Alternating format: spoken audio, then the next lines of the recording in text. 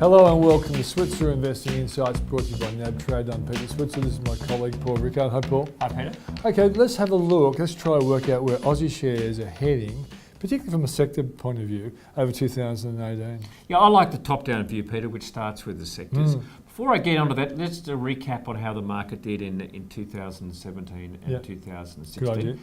And you can see that data on the screen. That leads to the discussion around the 11 gig sectors. That's used as a global industry classification scheme where each of the companies is classified according to one of those 11 sectors. And on the screen you can see the sectors. You can also see the relative market weight. So the biggest sector is financials, Huge. and the smallest sector is information technology.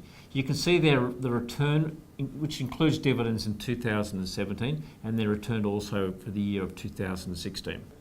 Okay, so let's look at your big takeouts from 2017 and 16. Well, I think there are a couple. First of all, has been the underperformance of the financial sector, Peter. It, of course, is the biggest sector. So when that underperforms, other sectors by definition have to outperform. Yeah.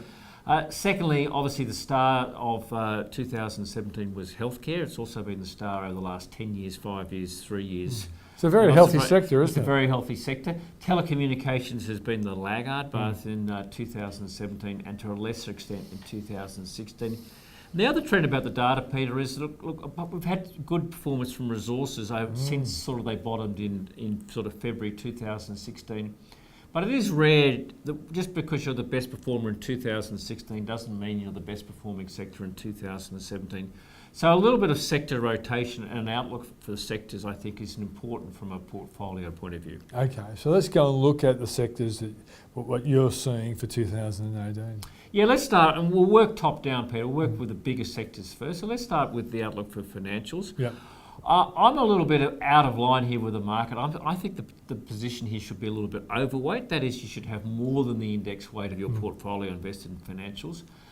The reason is largely to do with what happened in 2017. That is, particularly the major banks are under pressure, largely from talk about the Royal Commission, but also the limited growth in volumes. In other words, revenue with the major banks has And there's a bank levy as well, wasn't there? Yeah, there's been a number of things occur, but revenue has been pretty flat, and so the market thinks they're challenged to grow revenue and will be ongoing have a challenge to grow revenue. I think that's largely correct, but at the same time, they do have a sort of opportunity on their cost base. We now know that basically the capital outlook is pretty stable because all the banks have now raised the capital they need to, so that risk has gone away. The net interest margin is not under any pressure, and the outlook around bad debts is still pretty healthy. So I think that the market's likely to say, well, okay, the yields are pretty predictable. They're over 5%. They look pretty safe. Sure, we've got this Royal Commission risk sitting out there. We don't know whether there might be some recommendations or some work there that uncovers something that's a bit that might impact the share price. But my guess is the market's going to see this as value in some stage, and at some stage in the year, we're going to see a bit more of a rally in bank shares. I think so too. I think that when they start realising that the Aussie economy is going to do really well in 2018 and roll into 2019, interest rates will start to rise and banks usually do well in that sort of circumstances. So I agree with you totally. Materials? Yeah, I think this is the second largest sector where you could afford to be overweight if you're very confident about commodity prices. Yeah. Now, we know commodity prices are an upswing. The only problem I have, Peter, is how much is the upswing? My record of being able to forecast the iron ore price, I think, is no better or worse than anybody else's. Yeah. It seems so much of a lottery. And while world growth is synchronised, we are growing, and that's one of the reasons commodity prices are going up. You know, we have seen a big rebound in some of these companies already. Remember, companies like BHP got as low as $14, and look where it is today. So, look, I think the brave call is overweight, but I'm sticking with index weight. I think you stick with the trend. Whether you want to go and go higher, I'm not sure. I think, but at least. Yeah. Be there for the trend. The trend is intact at the stage. Commodity prices look like they want to go higher, and that should be good for materials. I think the infrastructure boom right around the world will help keep prices up. Whether they go much higher is another debatable issue. Real estate? Well, real estate, of course, is largely the property trust. I'm underweight this sector. It had a little bit of disappointment in 2017, but again, look, this is something that I think we've had a good movement higher. We've had interest rates record lows, interest rates on the way back up. You don't get frank dividends. I think for a lot of retail investors, I think this is a sector to be underweighted. Yeah, I'll give you a tick on that one. Consumer staples.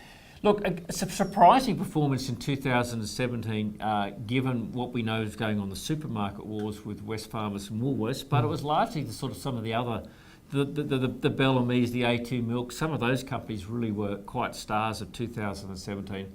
That said, I don't think the supermarket wars are going away in the short term, Peter.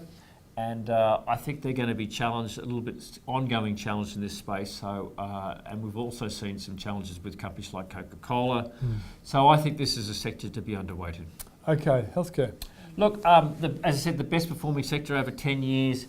Great year in 2017. Question is, are some of our leading health companies too pricey?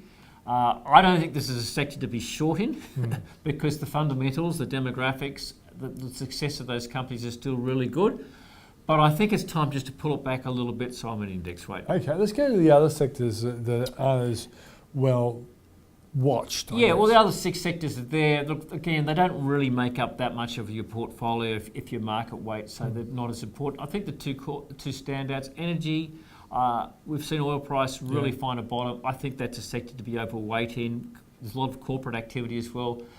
And the big one is telecommunications. Such a horrific year in 2017. You have Telstra and the others turned the corner. Not sure that's the case, but I think it may be time to play at index weight. And maybe the courageous investor would go overweight on some of those companies. Okay, so that's the outlook for 2018 sector-wise. What are the things that could bring the whole happy story undone? Well, the biggest risk is probably interest rates. I mean, we all expect the US Fed to increase maybe 2 or 3 times, but if it was to increase a lot more rapidly and aggressively, that would change the whole outlook. There would be a lot of more concern about some of the bond proxy sectors. Conversely, if they slow it down, well, you know, that's going to cause a bit of a reassessment as well.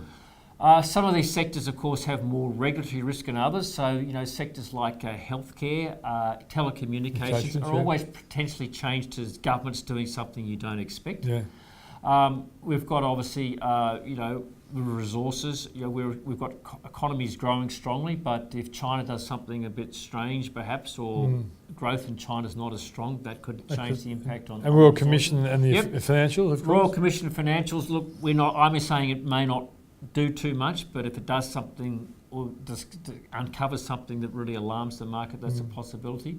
And then, of course, things like consumer discretion, retailers, how big will Amazon be? How rapidly will they grow up? How much will that disruption affect some of the companies in that sector? It's been underwhelming so far, but it doesn't mean that for the next 12 months it's always going to be underwhelming. There could be a few surprises with Amazon doing quite well. Paul, thanks for joining us. Thanks, Peter. That's what's for Investing Insights, brought to you by NAB Trade.